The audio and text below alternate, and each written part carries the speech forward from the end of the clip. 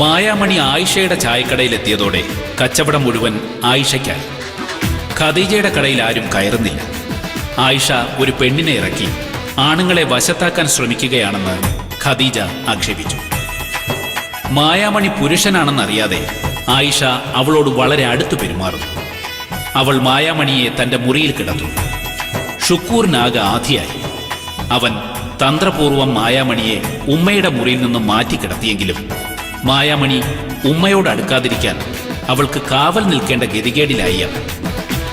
ഇതിനിടയിൽ ദൃശ്യയുടെ നിലപാടുകൾ അംഗീകരിക്കപ്പെടുന്നതിൽ ആയിഷയും ഷുക്കൂറും അസ്വസ്ഥരാകും. തുടർന്ന് കാണും. ഇല വന്ന് മുള്ളേ വീണാലും മുള്ളു വന്ന് ഇല വീണാലും ഒടിഞ്ഞു പോകുന്നത് മുള്ളായിരിക്കും. അല്ല ഇലയിരിക്കും. ഇല തന്നെ. ഇല തന്നെയാണ്. അല്ല മുള്ളേന്ന് ഞാനാണോ ഉമ്മ മുള്ള്? ഉമ്മ ഇലയായി. ഞാൻ അല്ല ഉമ്മ മുള്ളാകെ ഞാൻ ഇലയാകാം. ഞാൻ ഇല എല്ലാം മുള്ളും അല്ല. ഈ ആണ് ഇല, ഓനാണ് മുള്ള്. പിരാന്തിച്ചി. ഒരു തരത്തിലും വളയ്ക്കാൻ പറ്റില്ലല്ലോ മണിക്കുട്ടി. കിളവനെങ്കിൽ കിളവനെ വളച്ച് 10 പൈസ ഉണ്ടാക്കാം. മണിക്കുട്ടി എന്തോ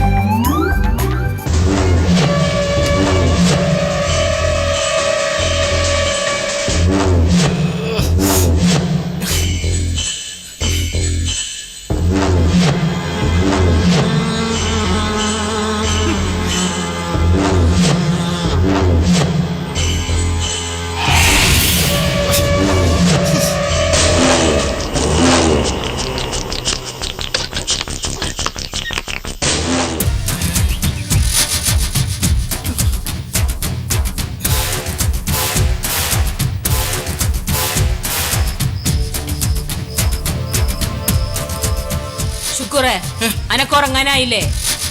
ഉമ്മ, എനിക്ക് നിങ്ങളോടൊരു കാര്യം പറയാനുണ്ട്. ഈ 1, 2, 3 എത്ര കാര്യം വേണേലും പറ. ഉമ്മ, എന്റെ മനസ്സിൽ കിടന്ന് വീർപ്പ് മുട്ടുകയാണ്. നീ എന്തിനാണ് വെറുതെ കിടന്ന് വീർപ്പ് മുട്ടിക്കണത്? ഈ കാര്യം പറ. ഇവിടെ താമസിക്കുന്ന ആ മായാമണി ഇല്ലേ? ആ മായാമണി അല്ല ഉമ്മ. എന്തൊക്കെയാണ് പറയണത്? മായാമണിയല്ല. എന്താടാ മായാമണി? ആ മായാമണി ആണാണ് ഉമ്മ. ആണാ? ആ, എന്റെ സീനിയറായിട്ട് സ്കൂളിൽ പഠിച്ച ജോപ്പനില്ലേ, ആ ജോപ്പനാണത്.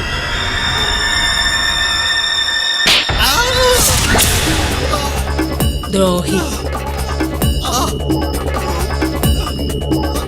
എന്തിനാണ് എങ്ങനെ കാണിച്ചത് നീ? എന്റെ പടച്ചോനെ,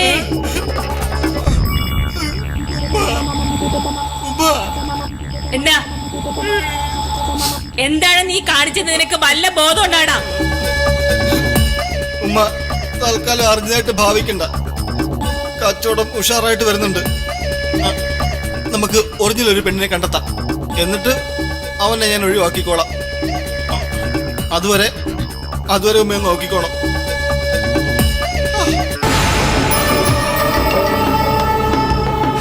അതെ ഉമ്മ, അവര് നമ്മളെ പറ്റിക്കായിരുന്നു. ആണിനെ പെൺവെച്ച് കടിച്ചു കൊണ്ടുവന്നതാ.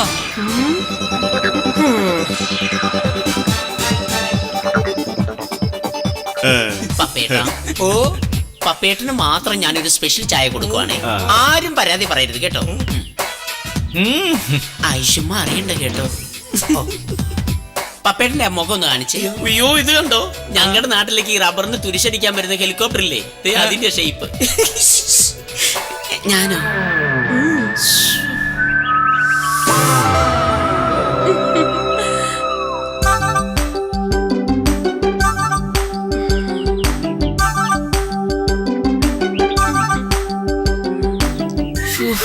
ഈ ഒഴുക്കിൽ ഞാൻ ഒഴുക്കി വരും.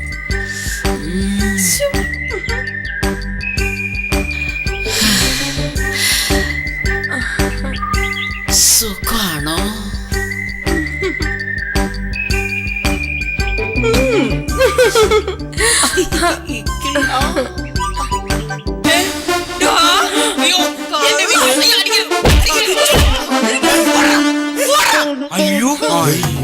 എന്താ ഇത്? എടി ഒരുപെട്ടോളെ, കച്ചവടം കൂട്ടാൻ വേണ്ടിട്ട് നീ ആണിനെ പെണ്ണാക്കിയല്ലേടി? നാണം ഉണ്ടോടി നിനക്ക്? കച്ചവടം കൂട്ടാൻ വേണ്ടി നീ എന്ത് തറപ്പണിയും കാണിക്കുമല്ലേ? അവനെ നീ വീട്ടിൽ കയറ്റി താമസിപ്പിച്ചത് നിന്റെ കെട്ടിയവനായിട്ടാണോടി? നാട്ടുകാരെ മുഴുവൻ നീ പറ്റിച്ചില്ലേ? നാണം ഉണ്ടെങ്കിലേ നീ പോയി കെട്ടി തൂങ്ങി ചാകടി. ശുക്കൂറേ, കണ്ടടാ നീ ഈ മഴവ് കൊന്നാളാ കൊന്നാളാ. ശുക്കൂറേ, എന്തു പറ്റിയടാ?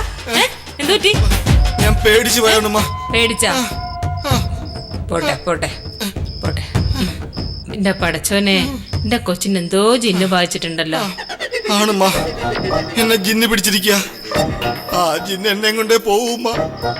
മോൻ വിഷമിക്കാതെ, നാളെ ഉസ്താദിന്റെ അടുത്ത് പോയി ചരട് ജപിച്ച് കേട്ടാ കേട്ടാ. കുറയ്ക്കോ, കിടന്നോ. ഉമ്മയുടെ അടുത്തിരിക്കും. ആ, ഉമ്മയോട് ഇരുന്നോളാം. മോൻ കിടന്നോ, കിടന്നു.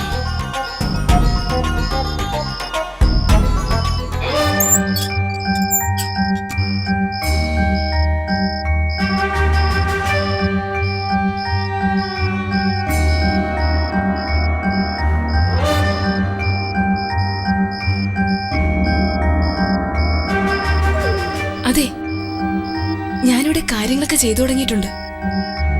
ഉദ്ദേശിക്കുന്ന അത്രയും വേഗത്തില് നമുക്ക് കാര്യങ്ങൾ ചെയ്യാനാകുമെന്ന് എനിക്ക് സംശയമുണ്ട്. എന്തായാലും ഞാൻ ശ്രമിച്ചുകൊണ്ടിരിക്കുവോ. ഒട്ടും വിഷമിക്കണ്ട, ഈ ശ്രമത്തില് നമ്മൾ വിജയിക്കുക തന്നെ ചെയ്യും.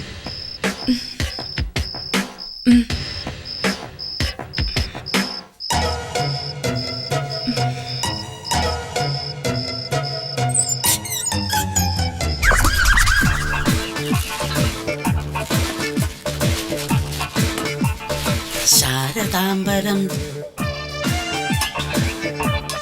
ഹലോ, എന്നോട് പിണക്കാണോ? എനിക്കെന്തിനാ പിണക്കം? എനിക്കൊരു പിണക്കവും ഇല്ല. ദൃശ്യ എന്നല്ലേ പേര്? ദൃശ്യ, ഈ വേസ്റ്റ് ഒക്കെ നമ്മൾ എവിടെ കൊണ്ട് കളയും? ചേച്ചി, കേരളം പോലൊരു സംസ്ഥാനത്തില് മിക്കവർക്കും അത്യാവശ്യത്തിന് വസ്തുവകകളുണ്ട്. നമ്മളുടെ മാലിന്യങ്ങള് പുരയിടങ്ങളിൽ തന്നെ സംസ്കരിക്കണം. നമ്മളുടെ മാലിന്യങ്ങൾക്ക് മറ്റുള്ളവരല്ല, നമ്മൾ തന്നെ ഉത്തരവാദി. എന്തായാലും ദൃശ്യ എനിക്ക് വലിയൊരു പാഠവാ പഠിപ്പിച്ചു തന്നത്. ദൃശ്യയുടെ വീട്ടിൽ ആരൊക്കെയുണ്ട്? അമ്മ മാത്രമേ ഉള്ളൂ ചേച്ചി. നമ്മൾ എന്തിനാ അപ്പുറത്തും ഇപ്പുറത്തും ഉള്ള 2 ജോലിക്കാര്? അവര് നമുക്ക് ശമ്പളം തരുന്നു. ഇന്ത്യയും പാകിസ്ഥാനും പോലെ അപ്പറേ ഇപ്പറേ നിന്ന് യുദ്ധം ചെയ്യേണ്ട ആൾക്കാരല്ല നമ്മള്.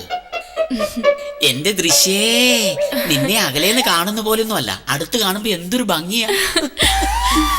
എടി, ഇതെന്നാടി ഇത്രയും നേരിയ മാല ഇട്ടേക്കുന്നേ? ഇത് സ്വർണം തന്നെയാണോ? ഇത്തിരി കൂടെയൊക്കെ വലിയ മാല ഇട്ടായിരുന്നെങ്കിൽ നിനക്ക് നന്നായിട്ട് ചേർന്നെ. ഈ നാടൻ പെണ്ണല്ലേ, സുന്ദരി കുട്ടി. എടി, എന്റെ അങ്കിളി ദുബൈന്ന് ഒരു കരിമണിമാല കൊണ്ടുവന്നു, അതെടുത്തോണ്ട് തരട്ടെ? ഓ വേണ്ട. അതെന്നെ വേണ്ടാത്തെ? ചേച്ചിയുടെ സ്ഥലം എവിടെയാ? എന്റെ വീട് പാലായില. ആണോ? അച്ചാച്ചന്റെ വീട് ഈരാറ്റുപേട്ടല്ല. നല്ല കൈ ക്യൂടെക്സ് ഇടാമല്ലായിരുന്നോ? ഓ വേണ്ട. ഇതിന് ക്യൂടെക്സ് ഇട്ടില്ലേലും നല്ല ഭംഗിയുണ്ട്. എടി, എന്റെ അച്ചാച്ചനും അമ്മച്ചിയും പോയി. പിന്നെ ഒരു അനുജനും അനുജത്തിയും ഉണ്ട്. അവരൊക്കെ എന്ത് ചെയ്യുന്നു? അവനിപ്പോ MBBS പഠിക്കുവാ. എടി, കല്യാണാലോചനയൊക്കെ നടക്കുന്നു. ഏത് കോളേജിൽ MBBS പഠിക്കുന്നത്? എഞ്ചിനീയറിംഗ് കോളേജില് 6ാം വർഷം. എഞ്ചിനീയറിംഗ് കോളേജിലോ? MBBS no? എന്തോ പറയുന്നേ? എന്നാ കുഴപ്പം? ഞങ്ങളുടെ നാട്ടിൽ അങ്ങനെ MBBS ആയാലും ഡോക്ടറേറ്റ് ആയാലും LLB ആയാലും, എടി നേഴ്സിംഗ് ആണേ തന്നെ എല്ലാം ഒറ്റ കോളേജിലാ പഠിപ്പിക്കുന്നത്. ഒരനുജത്തിയുണ്ട്, നന്നായിട്ട് പഠിക്കും. അനിയന് വേണ്ടി ഞാൻ ദൃശ്യക്ക് കല്യാണം ആലോചിക്കട്ടെ? കണ്ടാ എന്നെ പോലെ തന്നെ ഇരിക്കൂടി. വരണമെന്ന് പറഞ്ഞു കഴിഞ്ഞാൽ നാളെ തന്നെ വരും. ചേച്ചി പറഞ്ഞു കഴിഞ്ഞാൽ അവൻ എന്തും കേൾക്കും. ദൃശ്യയെ കെട്ടാൻ പറഞ്ഞു കഴിഞ്ഞാൽ അവൻ കെട്ടും. ഞാൻ അവനോട് പറയട്ടെ മോളെ, ഒരു ഡോക്ടറെ കെട്ടുന്നതിൽ ദൃശ്യക്ക് വിരോധം വല്ലതും ഉണ്ടോ? അതൊക്കെ നമുക്ക് പിന്നീട് ആലോചിക്കാം. ദേ, ഖദീജമ്മ വിളിക്കുന്നു തോന്നുന്നു. ഞാൻ അങ്ങോട്ട് ചെല്ലട്ടെ. പോയിട്ട് ഇപ്പൊ വരാം. ഇതൊക്കെ ഒന്ന് ഊരി മാറ്റാനുള്ള സമയമായി എന്നാ തോന്നുന്നത്. മൊത്തത്തിലൊരു അസ്വസ്ഥത. എന്ത് നാടായത്? ഭരിക്കുന്നവർ മുഴുവൻ ഭൂലോക കള്ളന്മാര്. സെക്രട്ടേറിയറ്റിന് പകരം സെൻട്രൽ ജയിലെന്ന് ബോർഡ് വെക്കുന്നതല്ലേ നല്ലത്? കള്ളന്മാര് മുഴുവൻ അതിനകത്തല്ലേ? അഴിമതിയും കള്ളത്തരവും കാണിക്കുന്നത് വലിയ സാമർത്ഥ്യമാണെന്ന് ഭരിക്കുന്നവര് കരുതിയാൽ പിന്നെ നമുക്കെന്ത് ചെയ്യാൻ കഴിയും? നാട്ടിൽ മൊത്തം അഴിമതി കൂടുന്നതിന്റെ കാര്യം നാട്ടുകാരെ അഴിമതിക്കാരായതുകൊണ്ടാ. ഒരു പെണ്ണ് തുനിഞ്ഞിറങ്ങിയപ്പം കേരളത്തിലെ മന്ത്രിസഭ കടന്ന് ആടി വലയുന്നത് കണ്ടില്ലേ? ഇന്നാട്ടിലല്ലാതെ മറ്റു വല്ലയിടത്തും ഈ കൊള്ളരുതായ്മ നടക്കുവോ? നിങ്ങൾ ഒരു പെണ്ണിന്റെ കാര്യം പറഞ്ഞു. നമ്മുടെ നാട്ടിലെ 2 പെണ്ണുങ്ങള് സുന്ദരി മുക്ക് തിരിച്ചു വെച്ചില്ലേ? അവളുമാര് കാരണം ഒരു രാത്രി ഈ പഞ്ചായത്തിൽ സ്വസ്ഥമായി കിടന്ന് ഉറങ്ങാൻ പറ്റിയിട്ടുണ്ടോ? നിങ്ങൾ പറയുന്നത് ശരി തന്നെയാ. സ്ത്രീകള് സമൂഹത്തിലെ ഉന്നതങ്ങളിലേക്ക് എത്തുമ്പോ സ്ത്രീ കുറ്റവാളികളും കൂടി വരുന്നുണ്ട്. പെണ്ണെന്ന് പറയുമ്പോ ഒലിപ്പിച്ച് നടക്കുന്ന ഭരണാധികാരികൾ ഉണ്ടെങ്കിൽ ഇതും ഇതിലപ്പുറം നടക്കും. പെണ്ണൊരുമ്പെട്ടാൽ ബ്രഹ്മനും തടുക്കാൻ ഒക്കില്ലെന്ന്. അത് പോട്ടെ മെമ്പറെ, നമ്മുടെ പ്രസിഡന്റ് ഇപ്പൊ എവിടാ? അങ്ങേര് വിദേശ പര്യടനത്തിലാ. ആ പുതിയ പദ്ധതികളെ കുറിച്ച് പഠിക്കാൻ ദുബായി പോയിരിക്കുക. ഓ പിന്നെ എടോ, പുതിയ പദ്ധതികൾ പഠിക്കാൻ വിദേശത്ത് പോയിട്ട് എന്ത് ഗുണം? നമ്മുടെ തണ്ണീർത്തടങ്ങളും കായലും ഒക്കെ സംരക്ഷിക്കാൻ കഴിയാത്തവരാ വിദേശത്ത് പഠിക്കാൻ പോന്നെ.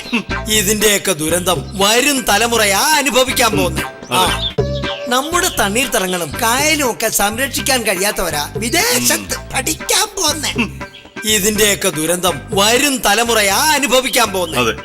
പപ്പേട്ടന് ഇത്രയ്ക്ക് കാര്യമുണ്ടോ? എടോ, ആരെങ്കിലും കരുതാണോ നദികളാൽ ചുറ്റപ്പെട്ട സംസ്ഥാനത്ത് 20 രൂപ കൊടുത്ത് കുപ്പിവെള്ളം വാങ്ങിക്കേണ്ടി വരും? അതുപോലെ 10 കൊല്ലം കഴിയുമ്പോ ശ്വസിക്കാൻ ശുദ്ധവായുവും നമ്മൾ വില കൊടുത്ത് വാങ്ങിക്കേണ്ടി വരും. അത് ശരിയാ. അതൊക്കെ പോട്ടെ, നമ്മുടെ ഐഷയുടെ കടയില് പുതിയൊരു പെണ്ണ് വന്നിട്ടുണ്ടല്ലോ. അവളെ കുറിച്ച് അത്ര നല്ല സ്വഭാവം അല്ലെന്നാണല്ലോ കേട്ടത്. ഇത്ര നല്ലൊരു പെങ്കൊച്ചിനെ ഞങ്ങൾ ജീവിതത്തില് കണ്ടിട്ടേ ഇല്ല. ഉള്ളതാ മെമ്പറെ, ഈ നാട്ടിൽ ഇങ്ങനെ ഒരു മര്യാദക്കാരി പെണ്ണില്ല. പറഞ്ഞു കൊടുക്ക്. വെറുതെ മെമ്പറെ, 2-3 സ്ഥിരം കുട്ടികൾ ആ കടയിലുണ്ട്. അവരവിടെ ചുറ്റിപ്പറ്റി നിൽക്കുക. എനിക്ക് പണിയുണ്ടാക്കില്ല. ഇത് വക്കീൽ എന്നെ ഉദ്ദേശിച്ച് പറഞ്ഞതാ, എന്നെ മാത്രം ഉദ്ദേശിച്ച് പറഞ്ഞതാ. കണ്ടോ കണ്ടോ, കള്ളന്റെ കള്ളത്തരം പുറത്തു വന്നു. ഇപ്പൊ മെമ്പർക്ക് മനസ്സിലായില്ലേ? വക്കീലിനെ കള്ളാന്ന് വിളിച്ചില്ലേ? വക്കീലിനെ ഞാൻ വെറുതെ വിടത്തില്ല, നോക്കിക്കോ. നിങ്ങൾ ഇനി അതിന്റെ പേരിൽ അടി കൂടണ്ട. പെണ്ണിനും പൊന്നിനും വേണ്ടി കടി കൂടിയിട്ടുള്ളവരൊക്കെ നാറിയ ചരിത്രമേ ഉള്ളൂ. അത് നിങ്ങൾ ആരും മറക്കണ്ട.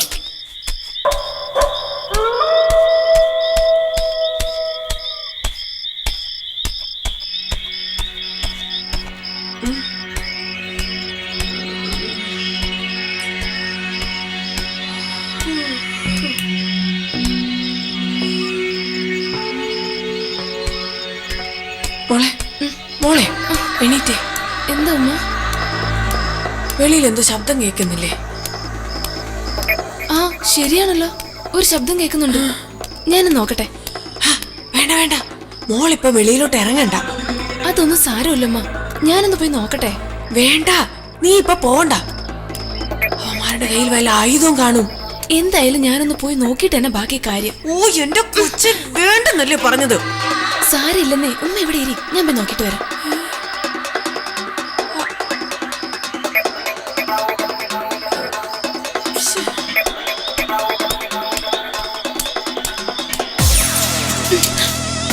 ആരാ?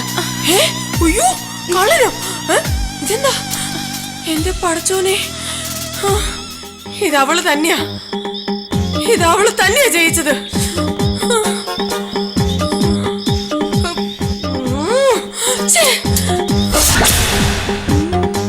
അവളായിരിക്കും അത് ജയിച്ചത്. അവളായിരിക്കില്ല, അവള് തന്നെയാ.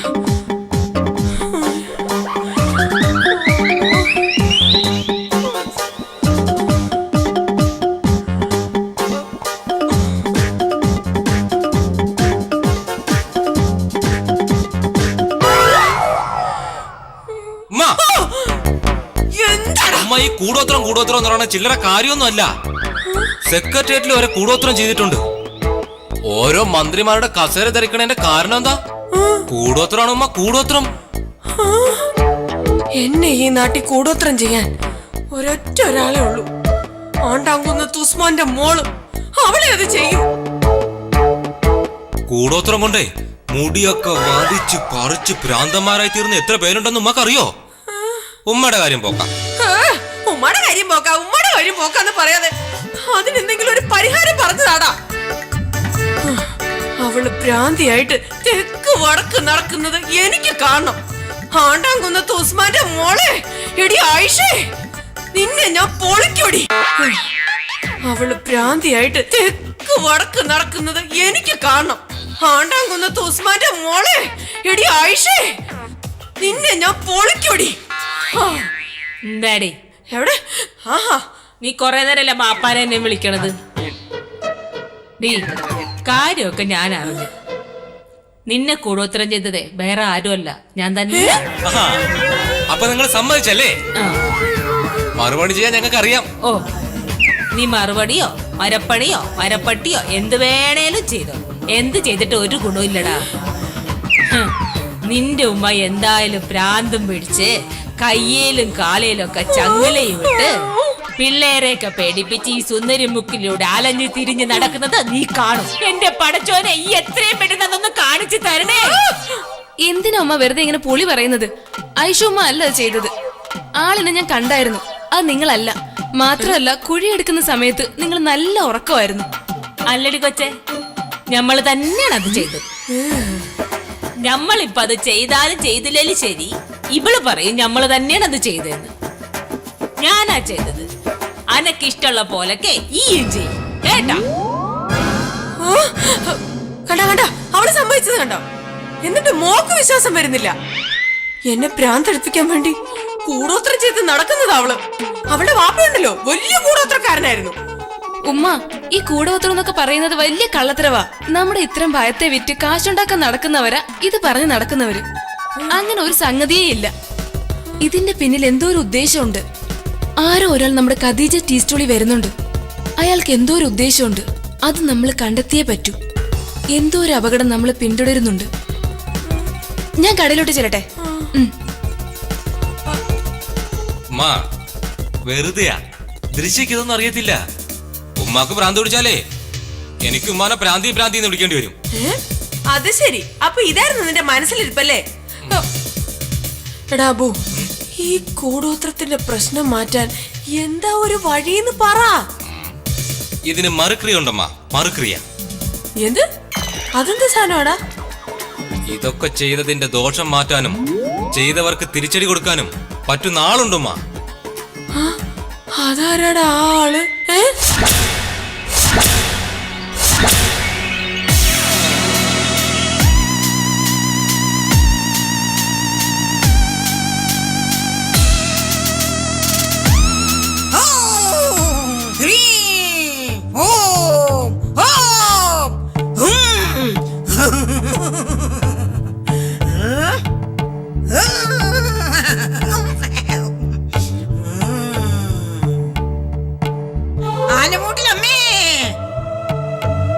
എന്റെ ഭാര്യ സുമംഗല കുറച്ചു നാളായിട്ട് എന്നോട് ഒന്നും സംസാരിക്കുന്നില്ല. എന്റെ സംശയം അവൾക്ക് പോസ്റ്റ്മാനുമായിട്ട് എന്തോ അടുപ്പമുണ്ടെന്ന. മാത്രമല്ല, നേരം വെളുക്കുമ്പോ പത്രക്കാരനോട് സംസാരിച്ച് നിൽക്കുന്നതും കണ്ടിട്ടുണ്ട്. അമ്മയോട് കാര്യം പറഞ്ഞോളൂ. കറവക്കാരനോട് അവൾക്ക് വലിയ കാര്യമാണ്. എന്നോട് മാത്രം ഒന്നും മിണ്ടുന്നില്ല. നിങ്ങൾക്ക് എന്താ ജോലി? പറഞ്ഞോളൂ. വാച്ച്മാനാ, നൈറ്റ് ഡ്യൂട്ടിയാ. സന്ധ്യക്ക് പോയാൽ വെളുപ്പിനെ വരും. പകൽ ഉറക്കമാ ജോലി. ആലമൂട്ടിലമ്മേ, എന്തോ ചെയ്യണം?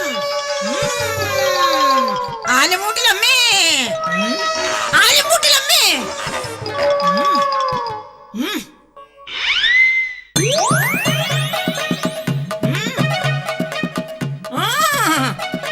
അങ്ങനെ ചെയ്യാം.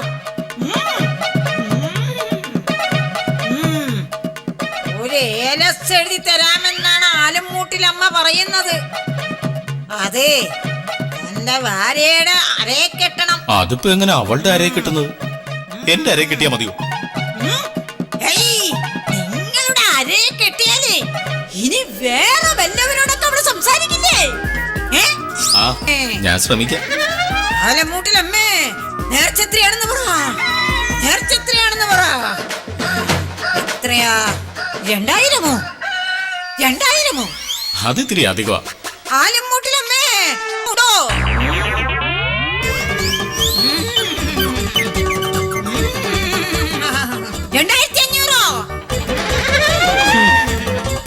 തരാം. കാര്യം നടന്നു കിട്ടിയാ മതി. അവൾക്ക് പഴയതുപോലെ എന്നോട് സ്നേഹം വേണം. സ്നേഹമൊക്കെ വരും, സ്നേഹമൊക്കെ വരും. ഇടയ്ക്കിടയ്ക്ക് ലീവ് എടുക്കണം കേട്ടോ. പിന്നെ ഞാനൊരു പൊടിയും കൂടെ തരാം. സംശയമുള്ളവർക്കൊക്കെ കലക്കി കൊടുത്താ മതി. തട്ടിപ്പോവുകയെല്ലാം ചെയ്യൂ.